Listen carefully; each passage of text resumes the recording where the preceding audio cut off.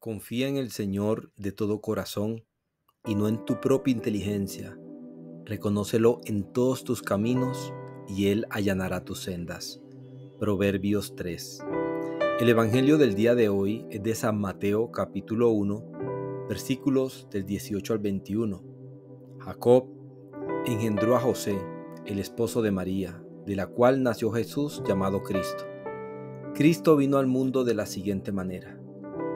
Estando María, su madre, desposada con José, y antes de que vivieran juntos, sucedió que ella, por obra del Espíritu Santo, estaba esperando un hijo. José, su esposo, que era hombre justo, no queriendo ponerla en evidencia, pensó dejarla en secreto. Mientras pensaba estas cosas, un ángel del Señor le dijo en sueños: José, hijo de David, no dudes en recibir en tu casa a María, tu esposa, porque ella ha concebido por obra y gracia del Espíritu Santo. Dará a luz un hijo, y tú le pondrás el nombre de Jesús, porque él salvará a su pueblo de sus pecados. Cuando José despertó de aquel sueño, hizo lo que le había mandado el ángel del Señor. Palabra del Señor. Gloria a ti, Señor Jesús. El Señor siempre nos está hablando por medio de sus evangelios, por medio de los salmos, por medio de las distintas lecturas que nosotros hacemos. De la misma forma que le habló a José, que le habló a María y que le ha hablado a muchos profetas, se sigue comunicando y se comunica hoy con nosotros. Lo que necesita de parte de nosotros es la apertura del corazón, porque estos pasajes nos invitan a comprender y también a contemplar la profunda humildad y fe y obediencia que caracterizaron a José y a María. Son dos maestros de hacer la voluntad de Dios, que descubrieron qué era la voluntad de Dios y cómo ésta se podía ejecutar. Dos figuras centrales en el plan divino de salvación. José, un hombre justo, así lo describe el Evangelio, enfrentó una situación que humanamente parecía incomprensible. Su prometida María estaba esperando un hijo que no era suyo.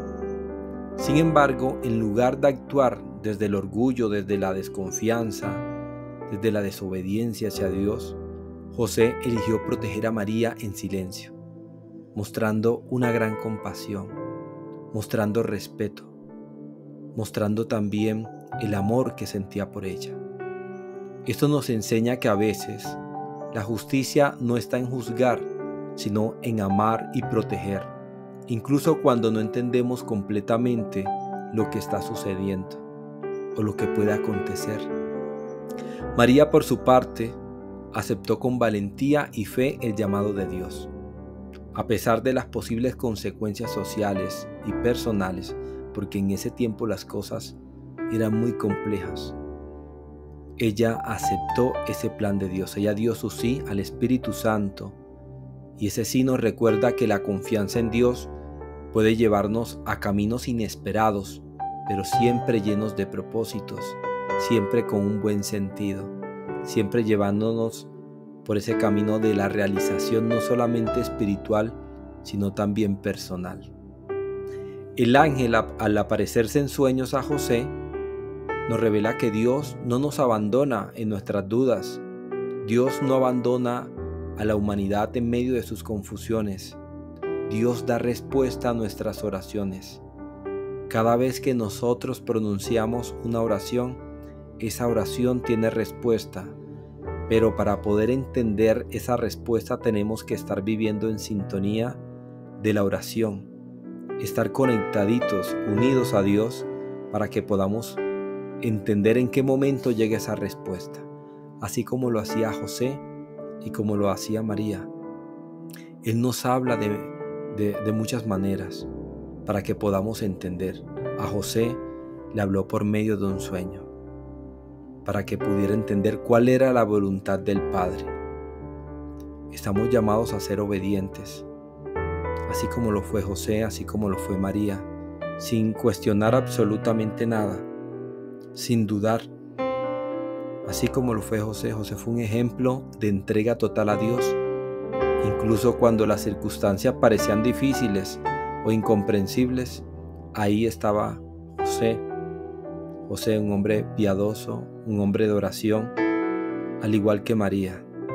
Entonces, tanto María como José son maestros de hacer la voluntad de Dios. Y creo que este evangelio nos quiere enseñar y nos quiere dar claridad sobre qué es hacer la voluntad de Dios. Y la voluntad de Dios es que lo amemos, que lo pongamos en el primer lugar. En el texto de Mateo, Jesús resume la voluntad de Dios diciendo que amarás a Dios, al Señor tu Dios, con todo tu corazón, con toda tu alma, con toda tu mente. Este es el primero y más grande de los mandamientos. Este mandamiento nos muestra que la voluntad de Dios es que lo amemos por encima de todas las cosas, por encima de nosotros mismos, por encima de las otras personas, por encima de nuestras familias, por encima de los bienes materiales.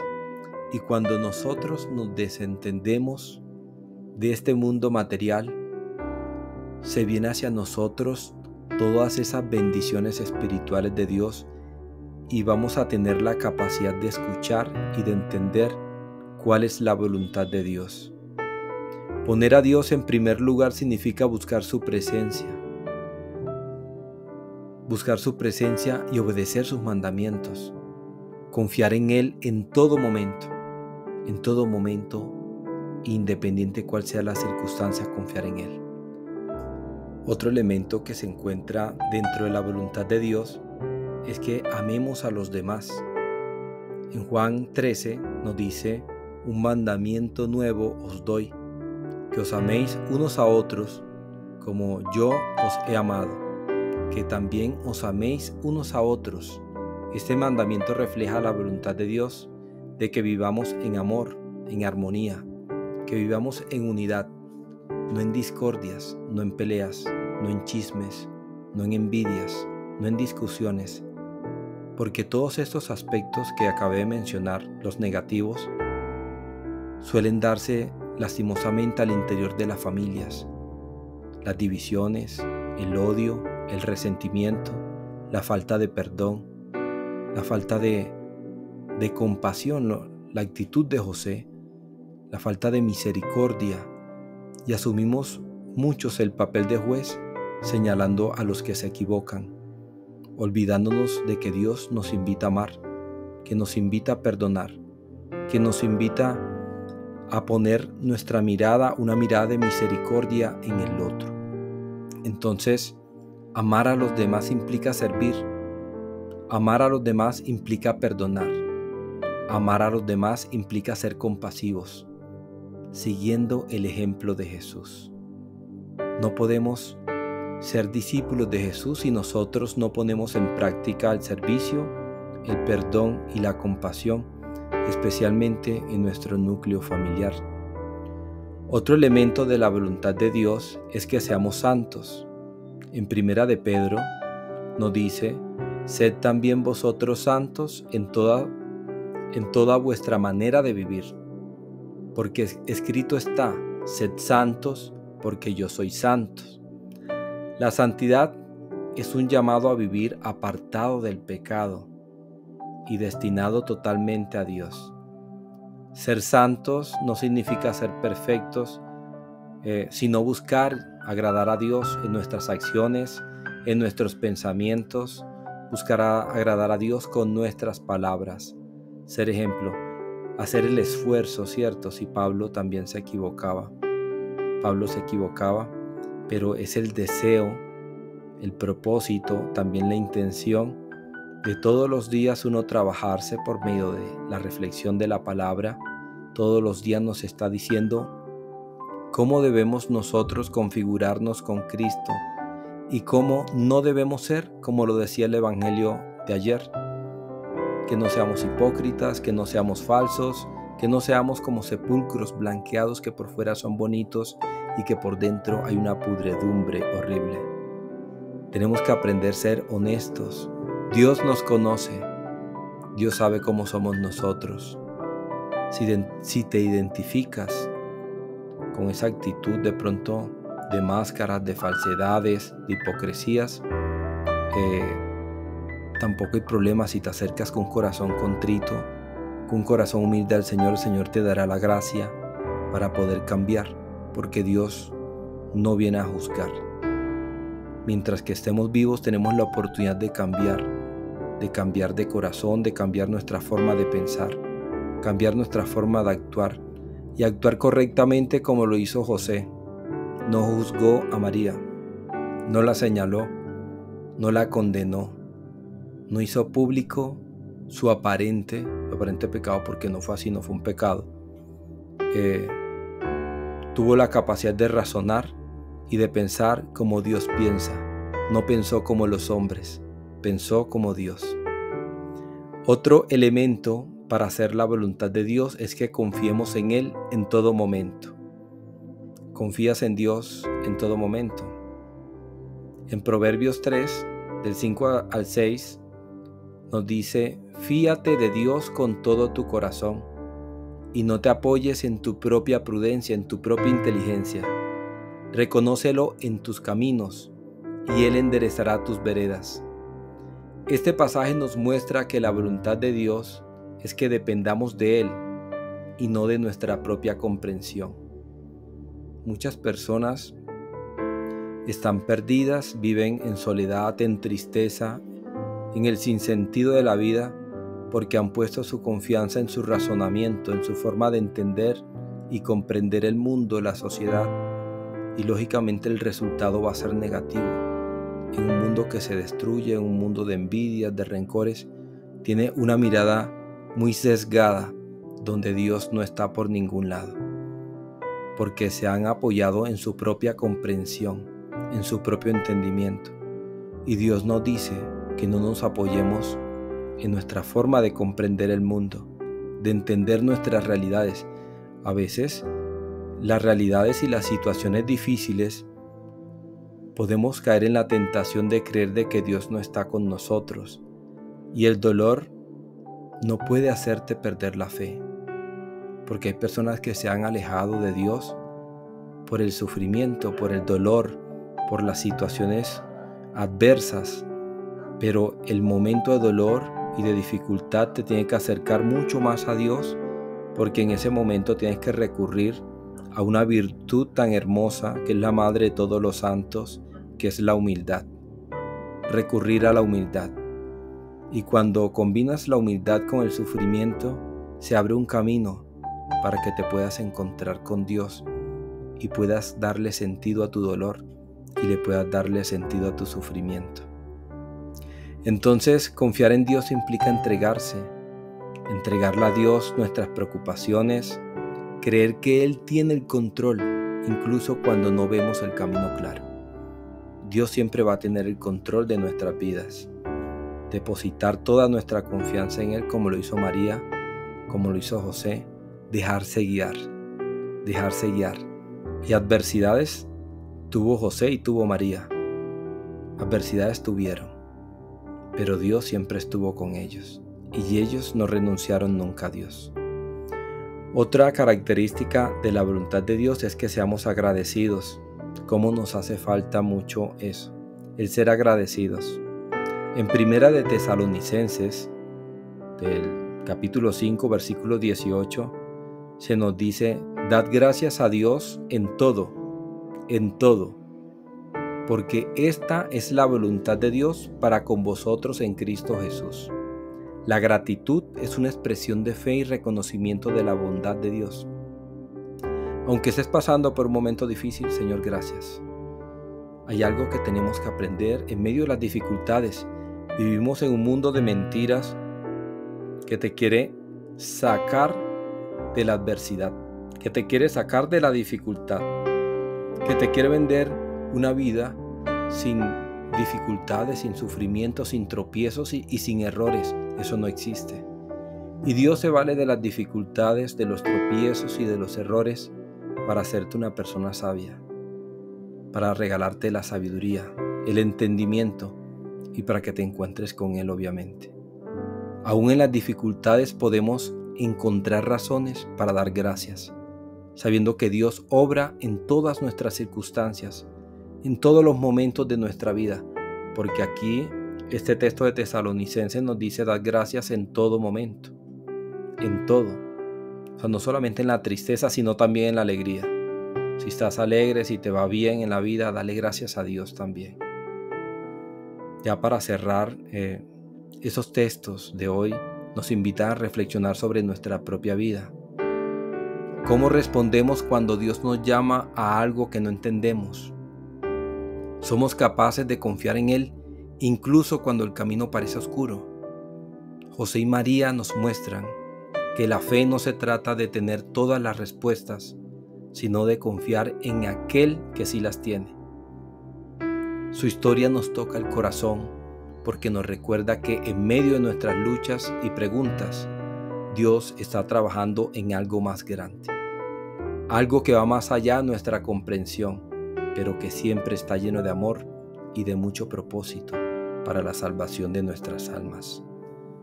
Yo te quiero invitar en este momento a que invitemos la presencia del Espíritu Santo. La presencia del Espíritu Santo que viene a cambiar el rumbo de la historia. Y la presencia del Espíritu Santo, así como cambió el rumbo de la historia de nuestra salvación, regalándonos a Cristo, también puede cambiar el rumbo de tu historia si tú lo invitas en este momento a tu vida, a tu corazón. Cierra los ojos, asume una posición cómoda.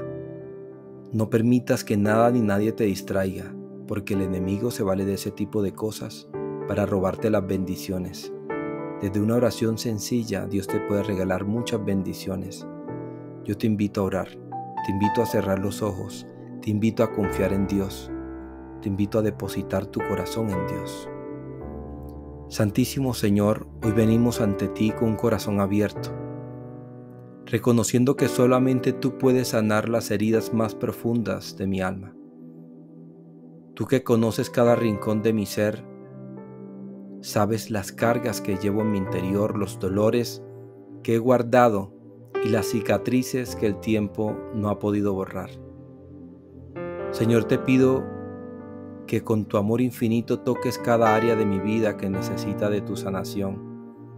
Sana las heridas del pasado, aquellas que me han hecho dudar de mi valor, aquellas que me han hecho dudar de tu amor y del propósito que tienes conmigo. Libera mi corazón de toda amargura, de todo resentimiento, de todo dolor que he cargado durante todo este tiempo. Llévame con tu misericordia a tu presencia. Límpiame y purifícame, Señor Dios, y quedaré más blanco que la nieve, como lo dice el Salmo. Restaura mi alegría, devuélveme la paz. Regálame, Señor, tu santa paz. Tú puedes dar y renovar mi esperanza. Ayúdame a perdonar a quienes me han lastimado, así como tú me has perdonado a mí. Jesús, tú que eres el médico divino, sana mi mente, sana mi corazón, sana mi espíritu. Lléname de tu presencia y recuérdame que soy amado, que soy amada, que soy valioso, que soy valiosa y que tengo un propósito en ti. Gracias, Padre, porque tu poder sanador está obrando en mí en este momento. Confío en que aunque el proceso pueda ser gradual, tú estás conmigo en este paso que estoy dando.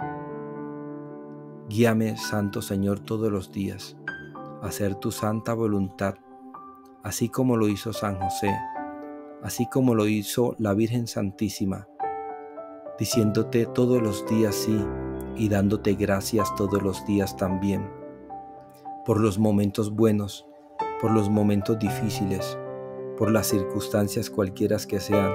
Señor, gracias. Gracias, Señor. Entrégale en este momento a Dios tus dificultades. Entrégale a Dios en este momento tus problemas, todo aquello que te atormenta, todo aquello que se roba tu paz, que se roba tu salud, todo aquello que te está afectando en tu economía, todo aquello que está afectando tus relaciones familiares.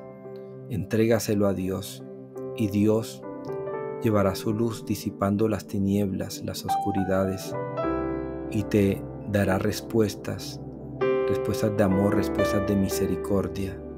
Solo mantente firme, mantente unido, unida a Dios por medio de la oración. Señor, te doy gracias por este momento de oración.